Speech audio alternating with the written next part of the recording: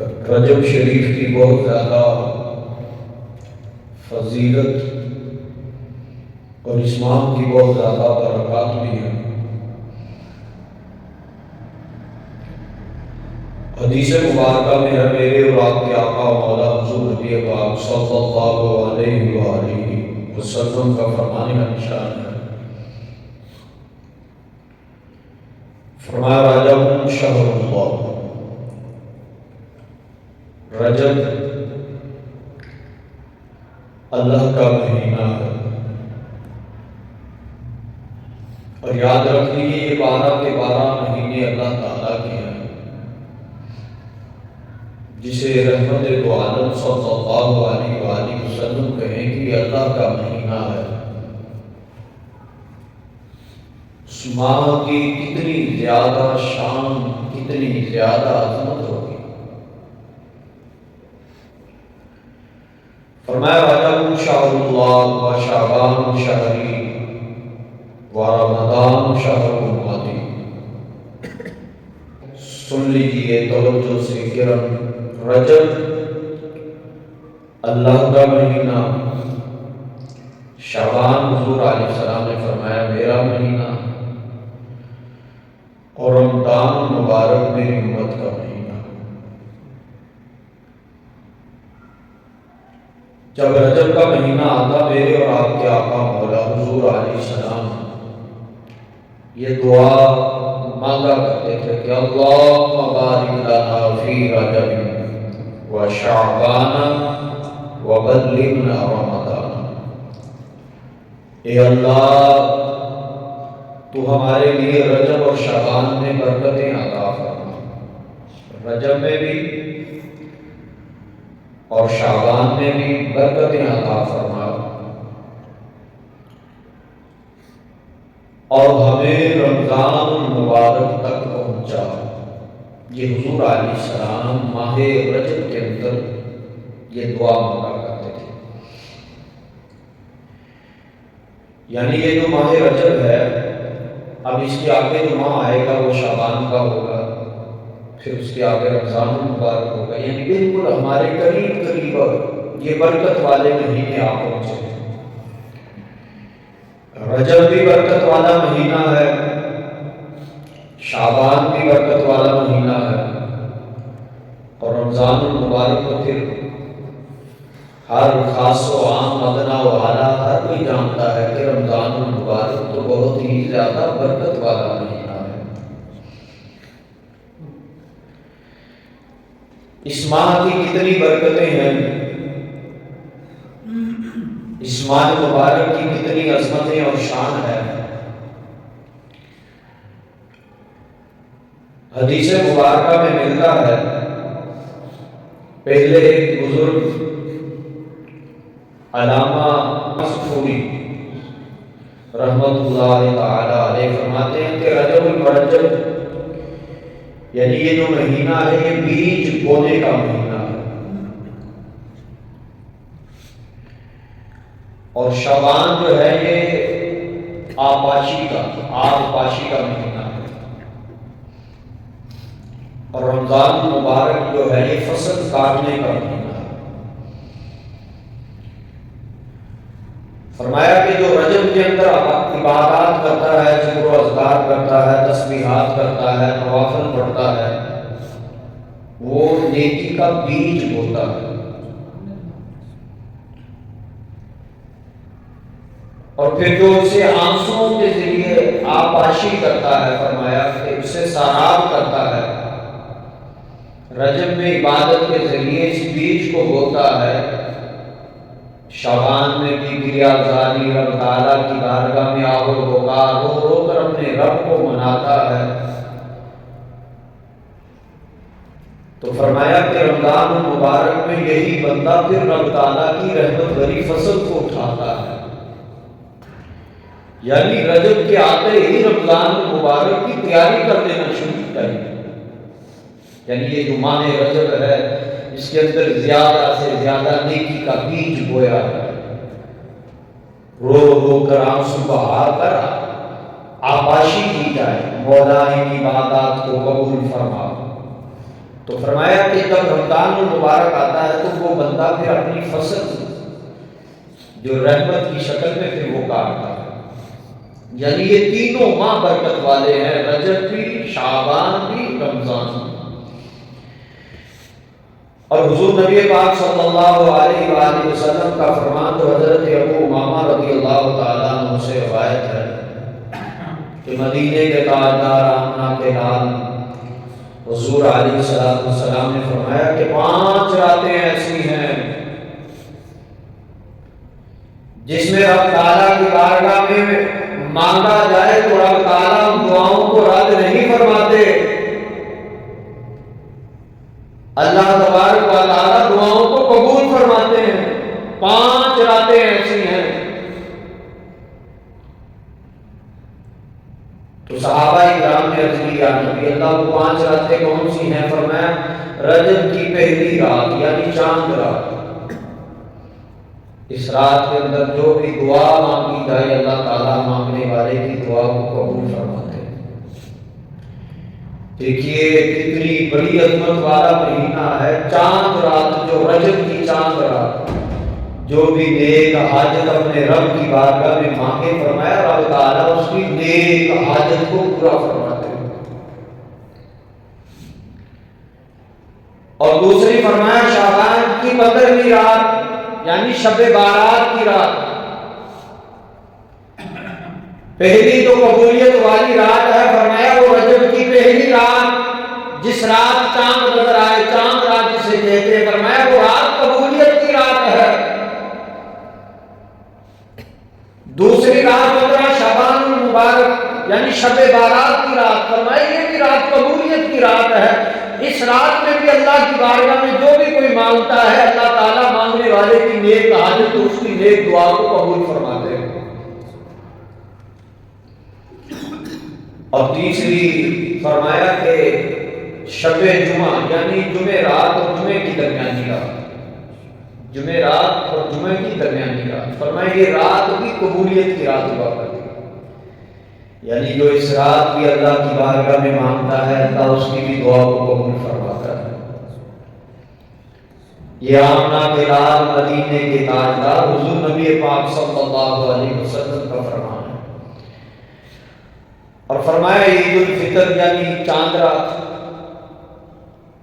یعنی جس رات عید الفطر کا چاند نظر آئے، اور عید الاضحیٰ یعنی ذوالحجہ کی 10ویں رات، یہ بھی قبولیت کی رات ہے.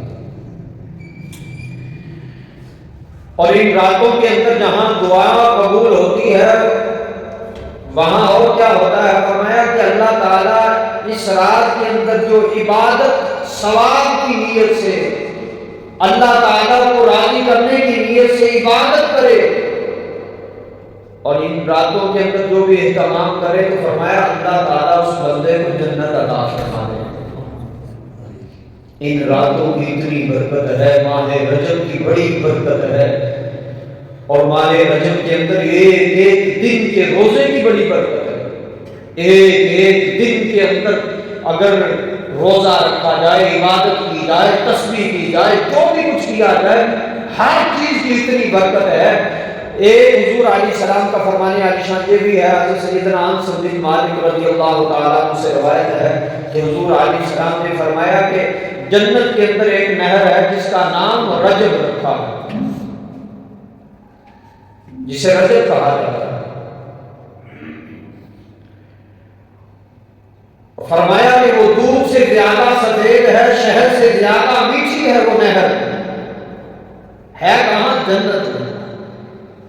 نام کیا ہے؟ رجب رکھا اس کا نام، جنت میں اسے رجب کہا جاتا ہے.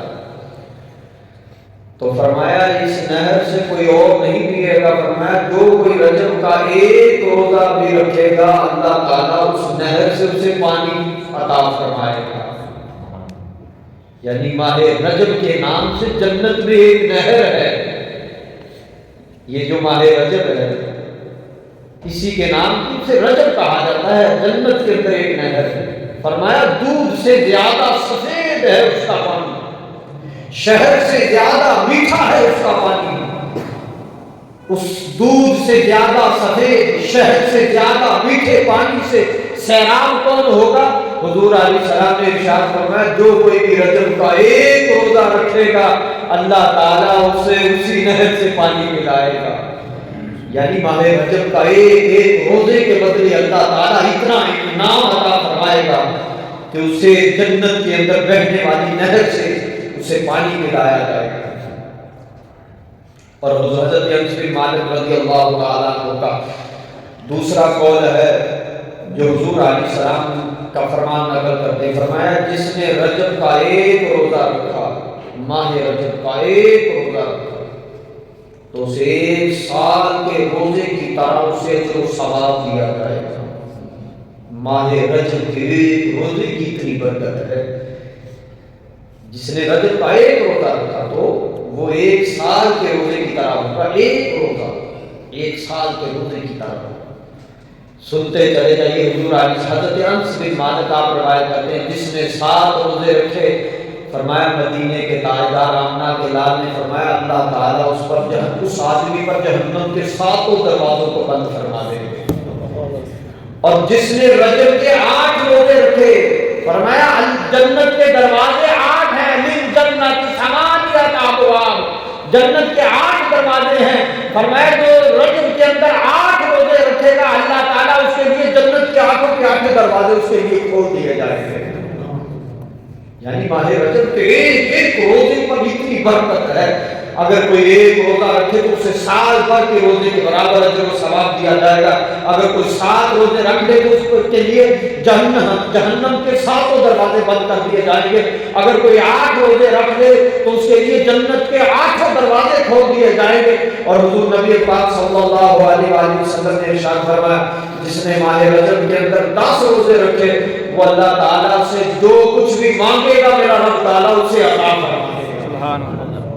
ماہ رجب روزہ بندہ رکھے تو صحیح، ماہ رجب اس ماہ کا احترام کرے تو صحیح، روزہ رکھ سکتا ہے روزہ رکھے تو بھی نیک کام کر سکتا ہے۔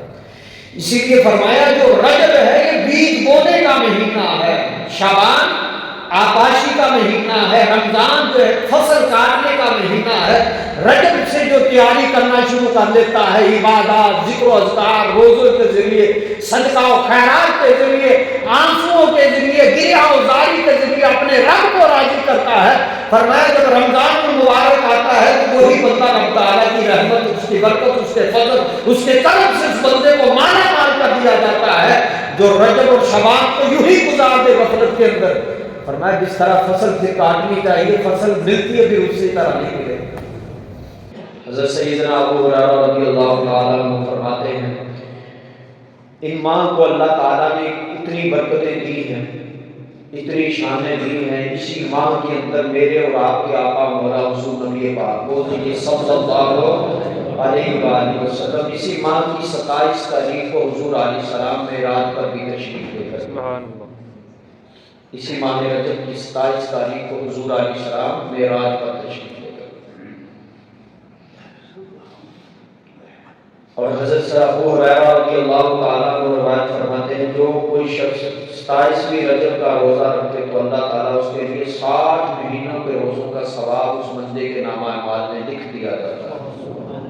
27 رجب کا روزہ یعنی جس رات حضور علیہ السلام معراج پر تشریف لے گئے۔ اور بعض حدیثوں میں تو یہ بھی ملتا ہے کہ 27 رجب کی عظمتیں کیا ہے، اور فرمایا کہ جو دن کو روزہ رکھے رات جو ہے شب بیداری کے اندر گزارے، یعنی 27ویں رجب کو یعنی جو معراج کی رات ہے جس رات حضور علیہ السلام کو معراج ہوا، حضور علیہ السلام معراج پر تشریف لے کے گئے تو فرمایا کہ رجب کے ایک دن ایک رات ہے جو ایسی ہے جو 27ویں کی رات جو اس دن کے اندر یعنی روزہ رکھ لے رات شب بیداری کے اندر گزار لے تو کیا ہوگا، رات کو قیام عبادت کے اندر گزارنے والا فرمایا اس کو 100 سال کے روزے رکھنے کے برابر 100 برس کے روزے رکھنے کے برابر اجر و ثواب دے دیا جائے۔ پہلی حدیث میں تھا کہ 7 مہینوں کے برابر، یہ دوسری حدیث میں فرمایا کہ نہیں رجب میں ایک دن اور ایک رات ایسی ہے جس کے اندر روزہ رکھے اور رات کو قیام کرے تو گویا اس نے 100 سال کے روزے رکھے، 100 برس کی شب بیداری کی۔ پوچھا کہ یا نبی اللہ وہ کون سی رات ہے؟ تو فرمایا وہ رجب کی 27ویں رات ہے۔ اور اس رات کی ایک یہ بھی فضیلت ہے، حضرت عبداللہ ابن زبیر رضی اللہ تعالیٰ عنہ روایت کرتے ہیں جو ماہ رجب کے اندر کسی مسلمان کی یعنی تکلیف کو پریشانی کو دور کر دیتا ہے، اللہ تعالیٰ اس تکلیف کے بدلے اس بندے کو جنت کے اندر ایک محل عطا فرما دے اس ماہ رجب کے اندر۔ جو کسی کی بھی کوئی تکلیف پوری کر دے، کسی تکلیف میں ہو، کسی پریشانی میں ہو، فرمایا اس ماہ رجب کے اندر اس کی تکلیف کو دور کر دے، اس کی پریشانی کو دور کر دے، فرمایا اس کو جنت میں ایک محل عطا فرمائے گا۔ اور کیسا ہوگا؟ فرمایا وہ محل جو ہوگا ماہ رجب کے اندر جو ہوگی، فرمایا وہ حد نگاہ تک وسیع ہوگا۔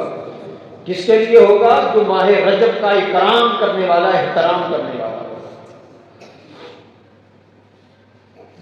اور آخری حدیث مبارکہ سن لیجیے میرے اور آپ کے آقا مولا حضور نبی پاک صلی اللہ علیہ وآلہ وسلم۔ حضور علیہ السلام کا فرمان عالی شان ہے کہ بارہا بار یہ میں نے حدیث مبارکہ عرض بھی کی ہے کہ سمجھدار آدمی وہی ہوتا ہے کہ جسے وقت ملے تو وہ وقت کو ضائع نہ کرے بلکہ اس وقت سے فائدہ اٹھاتے ہوئے کچھ نہ کچھ حاصل کرتا ہے۔ علماء نے لکھا ہے، فرمایا کہ بیوقوف کی نشانیاں جو انہوں نے لکھی 10 لکھی، اس میں سے صرف چند عرض کروں گا، توجہ چاہوں گا۔ فرمایا وہ آدمی بہت بڑا بیوقوف ہے جو جنت کی آرزو تو رکھتا ہو مگر نیک اعمال، نیک کام نہ کرتا۔ فرمایا وہ شخص بیوقوف ہے۔ ہماری بھی کچھ اسی طرح کی سوچ ہے، جنت میں جانے کا ارادہ رکھتے ہیں مگر نیک اعمال کا شوق نہیں ہوتا۔ علماء نے لکھا ہے، فرمایا وہ آدمی بیوقوف ہے، جنت میں جانے کا شوق تو رکھے مگر جنت میں جانے کے لیے نیک اعمال نہ کرے۔ فرمایا وہ آدمی بیوقوف ہے۔ فرمایا وہ آدمی بھی بیوقوف ہے جو بڑا بننے کے سپنے اور خواب سوچے مگر محنت نہ کرے، دن رات نہ ایک نہ کرے۔ فرمایا بیوقوف ہے۔ محنت برکت اسے ہی ملتی ہے، منزلیں اسی ہی ملتی ہیں، کامیابیاں اسی بندے کو ملتی ہیں جو سر دار کی بازی لگا کر محنت کرتا ہے۔ فرمایا اگر کوئی آدمی محنت نہ کرے تو خواب بڑے بڑے سوچے تو فرمایا وہ آدمی بیوقوف ہے۔ خوابوں کی تعبیر کو پورا کرنے کے لیے محنت کی ضرورت ہوتی ہے۔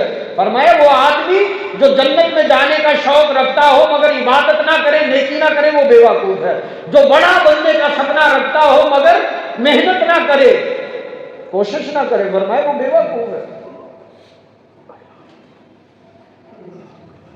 اور جو آدمی نیک کہلوانے کا یعنی کہ مجھے نیک کہا جائے، نیک کہلوانے کا شوق رکھتا ہو مگر نیکی نہ کرے، اور یہ لوگوں سے توقع رکھے کہ مجھے لوگ نیکی کہیں، نیک کہیں، نمازی کہیں، حاجی کہیں، یوں کہیں، فرمایا وہ شخص بھی بیوقوف ہے۔ نیک کہلانے کے لیے نیک ہونا ضروری ہے۔ جنت میں جانے کا شوق رکھتے ہیں تو جنت میں جانے والے نیکوکاروں جیسے اعمال ضروری ہیں۔ تو اسی لیے میں نے بات عرض کی، ہر چیز کا ایک وقت ہے، وقت جو گزار دے، جو ضائع کر دے، اس وقت سے فائدہ نہ اٹھائے، وہ بھی علماء نے لکھا بیوقوف ہے۔ آپ جانتے ہیں اب جو وقت جو ہے یہ جو گندم بوئی جا چکی ہے، اسی طرح اگر کوئی گندم بونے کا جو وقت تھا گزارنے کے بعد 1-2 مہینے کے بعد وہ گندم ڈال دے بھی زمین کے اندر، کہ بھی میں بھی کچھ دنوں کے بعد فصل جو ہے کاٹ لوں گا، چلو میری فصل تھوڑی دیر سے تیار ہو جائے، بولیے کوئی اسے سمجھدار کہے گا؟ نہیں کہے گا بھی یہ بیوقوف ہے۔ کیوں؟ وقت گزار دیا اسے۔ یہ زندگی جو رب تعالیٰ نے دی ہے یہ بہت بڑا وقت اللہ تعالیٰ نے مجھے اور آپ کو دیا ہوا ہے، جو اسے گزار دے اور گزارنے کے بعد جو ہے وہ کہے کہ میں بہت کچھ کما دوں، بیج بو لوں؟ فرمایا نہیں، اسی لیے فرمایا رجب جو ہے یہ بیج بونے کا مہینہ ہے، نیکی کا بیج بویا جائے۔ شعبان جو ہے یہ آباشی کا مہینہ ہے، یعنی گریہ اوزاری رو کر اپنے رب تعالیٰ کو منایا جائے۔ اور فصل ملے گی کسے؟ فرمایا رمضان المبارک میں اسے ہی فصل ملے گی جو رجب عبادت میں گزارے، اور جو شعبان جو ہے رب تعالیٰ کو رو رو کر گریہ اوزاری سے مناتے ہوئے گزارے۔